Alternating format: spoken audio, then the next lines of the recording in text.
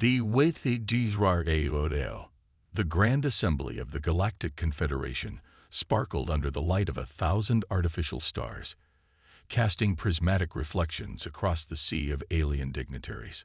Species from across known space filled the vast amphitheater, their voices creating a symphony of clicks, whistles, and rumbles as they discussed the day's agenda. Yet despite the hundreds of delegates present, all eyes kept returning to one particular section. The human delegation sat silently at their designated table. Commander Sophia Chen, Earth's chief ambassador, maintained perfect posture, her expression unreadable as she studied the assembly through alert eyes. The sleek diplomatic uniform she wore seemed more like battle armor than formal attire. Beside her, Admiral James Donovan, humanity's military representative, remained equally stoic, his weathered face betraying nothing of his thoughts.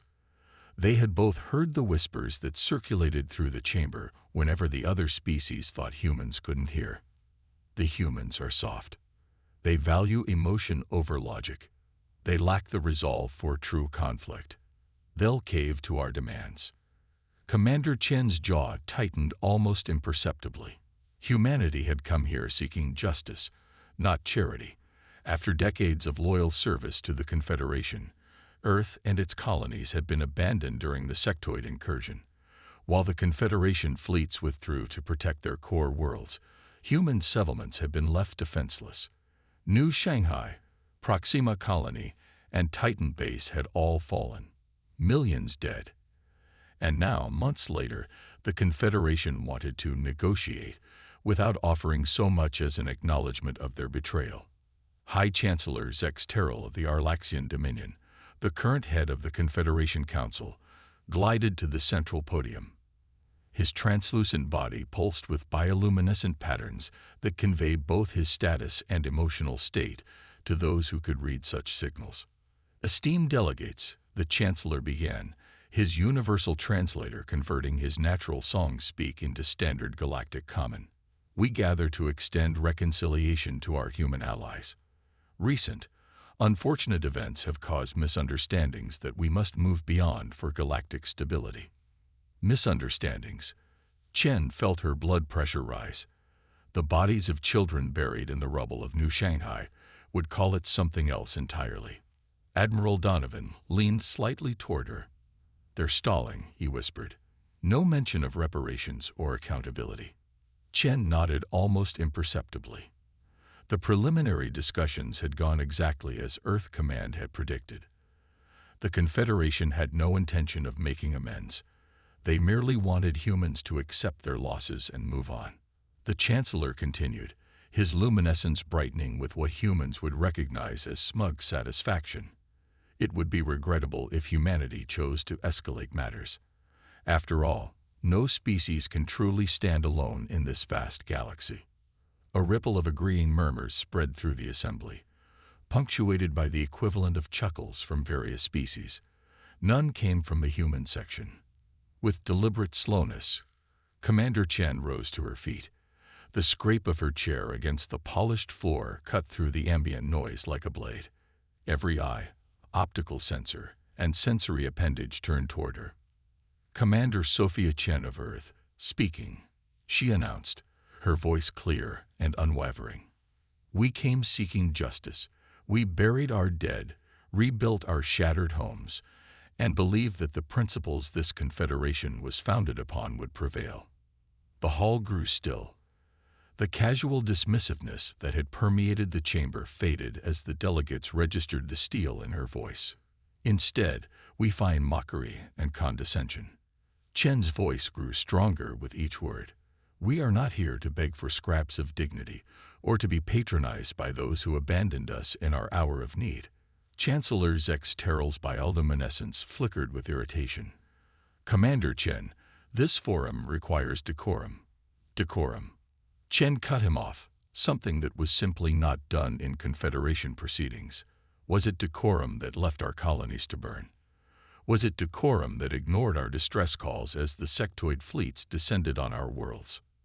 The Chancellor's translator struggled to convey his indignation. The strategic realities of the conflict required difficult decisions. Yes, Admiral Donovan interrupted, rising to stand beside Chen. Decisions that sacrificed human lives to protect your core worlds.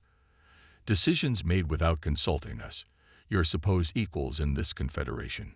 Throughout the chamber, the other human representatives, scientists, diplomats, and military personnel stood one by one. It was a coordinated move, practiced yet appearing spontaneous. The United Earth government hereby withdraws from these proceedings, Commander Chen declared, her voice echoing in the now silent hall. Effective immediately. Shock rippled through the assembly. Species turned to their neighbors, the cacophony of reactions nearly overwhelming the chamber's acoustic dampeners. You cannot simply withdraw, the Chancellor sputtered, his translator struggling to keep up with his rapid song patterns. We can, Admiral Donovan replied, his tone flat and final. And we have. As one, the human delegation turned and began walking toward the exit. Their footsteps echoed through the chamber like the rhythmic beat of war drums. No human spoke. No human looked back. The other species watched in stunned silence, some with disbelief, others with burgeoning fear. Because deep down, many remembered what humanity was capable of when cornered. They had studied Earth's bloody history, Earth's tenacity, Earth's unbreakable will to survive. They realized, too late, that they hadn't been negotiating with a weak emotional species. They had been poking the sleeping predator. And now that predator was walking away, patience exhausted. News of humanity's withdrawal spread across the galaxy at the speed of quantum communications. Within hours, human ships departed from every Confederation port and station. No threats, no ultimatums, just a cold, silent exodus. On the bridge of the UES Indomitable, Admiral Catherine Voss watched her tactical display as the massive Earth fleet disengaged from Confederation space. Her orders had been simple: return to human territory. Prepare. Set course for Sol system, she commanded, her voice betraying none of the anger burning inside her. Like many fleet officers, she had lost friends in the sectoid incursion, good soldiers abandoned by supposed allies. As the Indomitable prepared to jump to FTL, Voss opened the classified files that had been distributed to every human warship over the previous months. Projects that had been hidden, even from Confederation allies. Technologies humanity had never needed, or never dared, to deploy. Until now. Back in the Confederation Grand Assembly, the emergency session that followed humanity's departure bordered on chaos. The massive chamber, designed to embody order and civility, now resembled the aftermath of a disturbed hive. Chancellor Zex Terrell struggled to maintain control as delegates shouted over one another, their translator modules creating a garbled mess of overlapping voices. Silence. The Chancellor's amplified voice finally cut through the noise. His bioluminescence had shifted to a deep, pulsing red, the Arlaxian equivalent of fury. We have underestimated them, he admitted as quiet gradually returned to the chamber. Their emotional nature blinds us to their determination. General Krasful of the Vorathi Imperium, a species of heavily armored reptilians, rose from his seat. They have always been dangerous, he rumbled. Even in peacetime, they expanded faster, innovated more rapidly, and fought more fiercely than any species we've encountered. And now, asked diplomat Ilara of the Solani Collective, a species known for their analytical minds. Now, the Chancellor replied, his voice dropping, we have given them every reason to become our enemies. The words hung in the chamber, heavy with implication, because every species present had studied Earth's history in their academies. They had analyzed the human propensity for warfare, their ability to unite against external threats, their capacity for both tremendous compassion and terrifying vengeance. We must find a way to contain them before they retaliate, the Chancellor declared. Retaliate. The word echoed through the chamber like a death knell, because deep in the collective memory of the galaxy, every species remembered Earth's darkest hours and how humanity had always emerged from them, bloodied but unbowed. On Earth, the news of the diplomatic break spread like wildfire. Governments that had been fractious for centuries united overnight. Industrial centers that had been converted to civilian production after joining the Confederation hummed back to life with military purpose. Reserve fleets hidden in the outer reaches of the solar system reactivated.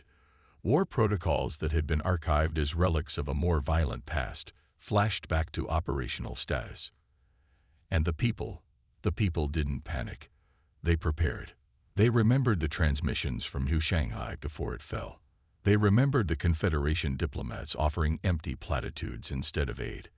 And they remembered, in their collective DNA, that humanity had always survived by becoming what circumstances demanded. Commander Chen stood in the Situation Room beneath the United Earth Government headquarters in Geneva. The circular chamber was filled with military and political leaders, their faces illuminated by the holographic displays showing Confederation space. "This isn't about revenge," she said, addressing the assembled leadership. "This is about survival. The Confederation has proven they see us as expendable. We need to ensure they never make that calculation again." Admiral Donovan stepped forward. Phase 1 is ready to implement. President Ileana Reyes, the head of the United Earth Government, nodded once. "Begin." The first strike wasn't announced with gunfire or explosions. It came silently, invisibly, striking at the one thing the Confederation valued above all else: stability. Throughout Confederation space, trade routes that had functioned smoothly for centuries began to collapse. Ships reported navigation failures mid-jump. Communication relays transmitted corrupted data. Supply chains fractured, and not a single human vessel was detected. On the Arlaxian colony world of Velprax 7, a major fuel processing facility reported system anomalies shortly before going completely offline. No explosion, no casualties, just darkness as their power grid failed catastrophically. Similar reports flooded in from across Confederation territory. Critical infrastructure failing without apparent cause. The humans weren't fighting with warships and soldiers. They were fighting with code, with precision, with devastating efficiency.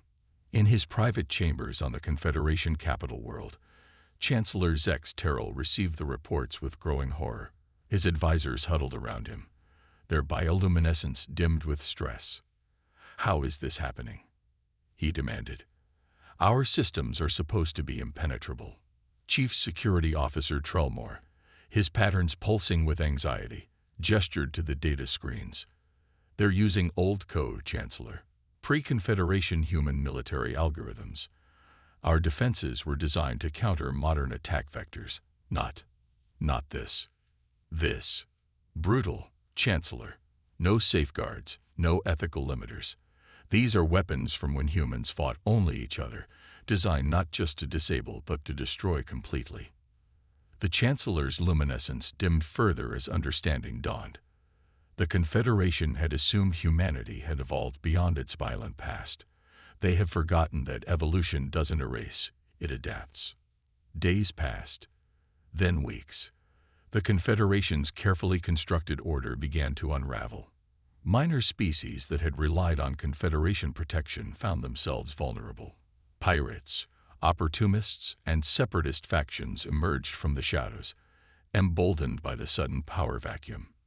And still, no human fleets appeared, no invasion force, just silence and the steady degradation of everything the Confederation had built over centuries.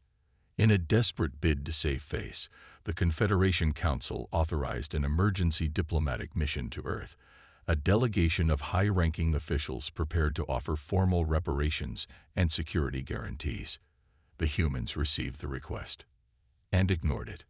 Commander Chen stood on the observation deck of the UES Resolute, watching the stars as the massive warship patrolled the edge of what was now being called human space. General Donovan joined her, his presence a silent comfort. "How long until they break?" she asked, not turning from the viewport. "They're already broken," he replied. "They just don't know it yet."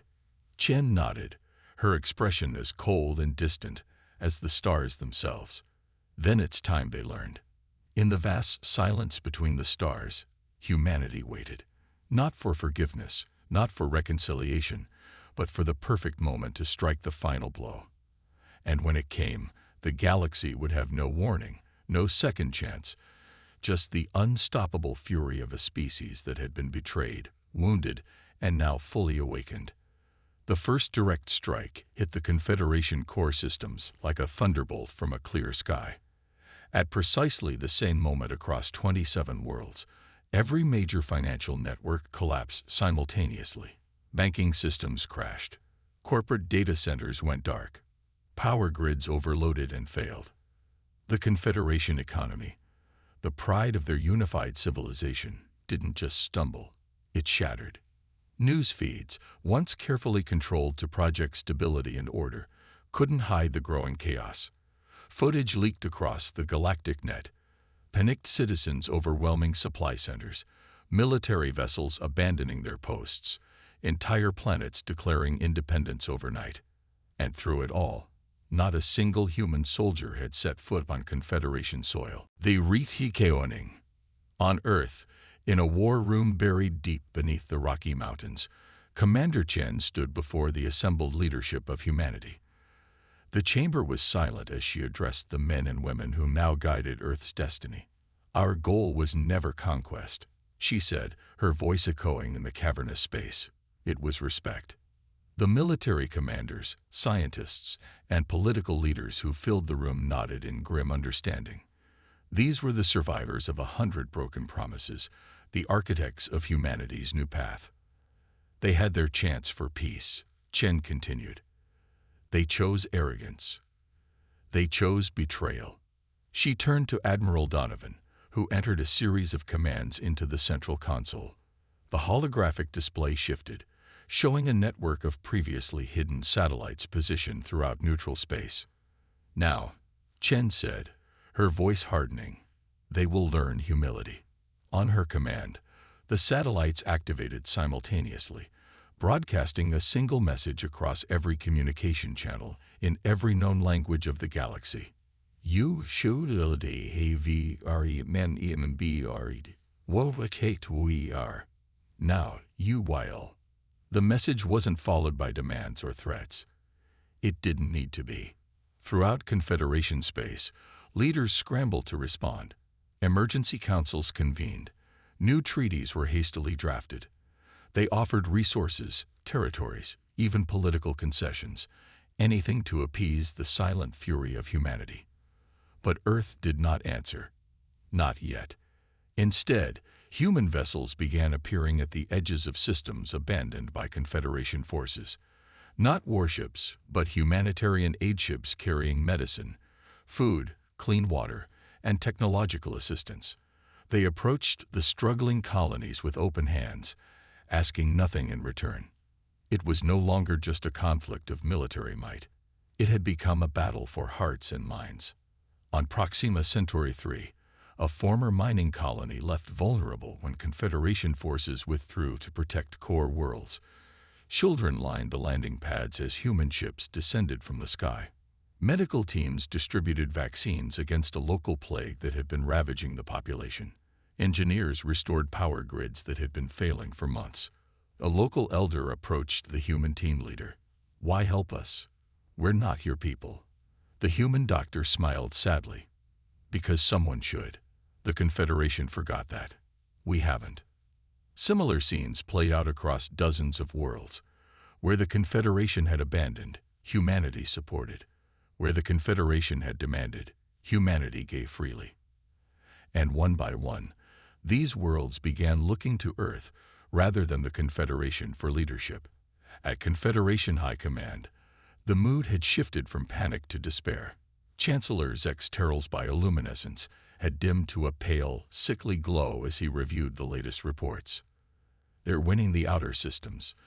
General Kraz full growled, his scaled hide darkening with fury, without firing a shot.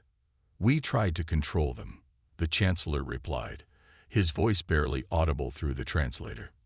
"Now we have nothing left to offer but surrender." "And would they even accept it?" asked diplomat Ilara, her analytical mind struggling to calculate a path forward. None answered, because deep down, they all knew the truth. The Confederation had fundamentally misjudged humanity. They had seen humans as chaotic, emotional, unpredictable, never realizing these were not weaknesses, but the source of human resilience and adaptability. They had thought humans were children to be managed. They hadn't recognized they were dealing with survivors, builders, and when provoked, destroyers. On the bridge of the UES Resolute, Commander Chen watched the reports flow in. Confederation member worlds were beginning to fracture, with some openly declaring neutrality or even seeking alliance with Earth. Confederation fleets, once the pride of the galaxy, were defecting rather than die for a government that had already abandoned its principles. "They're ready," Admiral Donovan said, joining her at the tactical display. Chen nodded. "Then it's time to make them an offer." "Terms of surrender?" Donovan asked. "No," Chen replied, her eyes never leaving the display. "Terms of existence, because this isn't about justice anymore. This is about reshaping the galaxy itself." The message went out across every communication channel in Confederation space, cutting through security protocols and encryption as if they weren't there. It appeared on personal devices, public displays, military command screens, a single black background with white text burning like stars. "The Confederation is dead. A new order is coming. HFY Stories. Join US or be forgotten." There were no negotiations offered, no diplomatic channels opened. The choice was binary, stark, unmistakably human in its directness. The response was immediate. Outer worlds, already grateful for human assistance, rushed to declare allegiance. Former Confederation allies hurried to pledge neutrality or friendship. Even high-ranking Confederation officials began quietly offering to defect, to serve, to survive. Only the core Confederation worlds hesitated, their leaders still clinging to the belief that their millennia of dominance granted them the right to negotiate. In the war room beneath the mountains, Chen gave her final order: hit them. Within hours, coordinated human strike teams, special forces, cybernetic specialists, orbital insertion units descended on the remaining Confederation strongholds. They moved like ghosts, targeting command centers and military installations with surgical precision. There were no mass bombings, no indiscriminate slaughter. The human forces operated with a restraint that was somehow more terrifying than rage would have been. Key government officials disappeared from secure compounds. Military leadership found their weapons disabled, their communications severed. One by one, the final bastions of Confederation power fell into silence.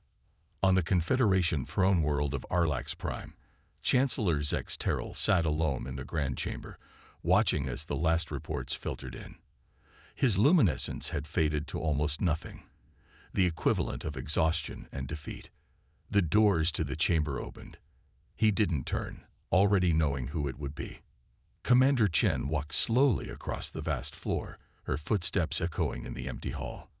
Admiral Donovan flanked her, along with a small security team. Their weapons were holstered. They didn't need them anymore. "Chancellor," Chen said, stopping before the ornate throne, "your reign is over." Zex Terrell's translator rendered a sound that might have been a laugh. "Have you come to execute me, Commander? To make an example?" Chen shook her head. "That would be the Confederation way. We have something else in mind." She gestured, and a holographic display appeared between them, showing dozens of worlds, former Confederation territories, now thriving under human protection and guidance. "This is the future," Chen said. "Not domination, but partnership. Not exploitation, but mutual growth." "And my people?" the Chancellor asked, a flicker of concern showing in his dim patterns. "Will join as equals, if they choose," Chen replied, "or remain isolated, if they prefer. But the days of the Confederation dictating terms to the galaxy are over." The Chancellor studied her for a long moment. "We never understood your kind, did we?" "No," Admiral Donovan answered. "You saw our compassion as weakness, our diversity as disorder, our adaptability as lack of focus. You forgot that these qualities emerged from Earth's harshest trials. You failed to see, Chen added, that a species born of adversity cannot be broken by it. 3 months later, representatives from over 200 worlds gathered in the newly constructed Hall of Unity in Geneva. Unlike the hierarchical arrangement of the Confederation Assembly, here all delegates sat in a perfect circle, symbolizing the equality of all member species. Commander Chen, now bearing the title of Diplomatic Director, addressed the inaugural session. We gather today not to create an empire, but a true alliance. Each world sovereign in its affairs, united by mutual respect and aid. The mistakes of the Confederation will not be repeated. No world will be abandoned, no ally betrayed, no voice silenced. Around the circle, delegates from former Confederation worlds, independent systems, and even some species that had once been bitter rivals nodded in solemn agreement. Humanity does not seek to rule, Chen continued, her voice strong but gentle. We seek to build, together. As the assembly began its first session, Admiral Donovan joined Chen on the observation balcony overlooking the hall. Do you think it will last? He asked quietly. Chen watched as the delegates, human and alien alike, began the difficult work of forging a new future. It will if we remember the lesson we taught the galaxy, which is, that strength lies not in domination, but in connection, not in fear, but in respect. She turned to him, a small smile finally warming her face after months of calculated coldness. And that when pushed too far, even the most patient species has teeth. In the decades that followed, the alliance of sovereign worlds would face many challenges. Internal disputes, external threats, the inevitable complications of bringing diverse species together in common cause. But through it all, one principle remained constant. Never again would any member be abandoned in their hour of need. And throughout the galaxy, the story spread from world to world, system to system, becoming something of a cautionary tale told to young diplomats and military officers. Beware the species that values peace, for they know the cost of war. Respect the species that offers friendship, for they have learned the price of enmity. And never ever mistake patience for weakness, especially when dealing with humans. Because the galaxy had learned, at tremendous cost, what happens when you provoke the beast that humanity kept carefully chained within its collective soul. They had learned that beneath the diplomatic smiles and cooperative gestures lay something ancient and powerful, the unwavering determination of a species that had clawed its way from a single world to the stars through sheer unstoppable will. The Confederation had foolishly believed they could control humanity. The Alliance understood a fundamental truth. You cannot control fire. You can only respect it, work with it, and pray it never turns against you. As for humanity, they continued to evolve, to build, to explore, but they never forgot the lesson of the Confederation's betrayal or the responsibility that came with the power they now wielded. In Commander Chen's office in the Alliance headquarters, a small plaque sat on her desk, bearing words from an ancient Earth philosopher. Words that had guided humanity's rise from the ashes of betrayal to the architects of a new galactic order. The true measure of power is not in how much you can destroy, but in how much you choose to preserve. The galaxy had pushed humanity to the edge. They had walked away from peace. They had returned with something better. And the stars themselves would never be the same.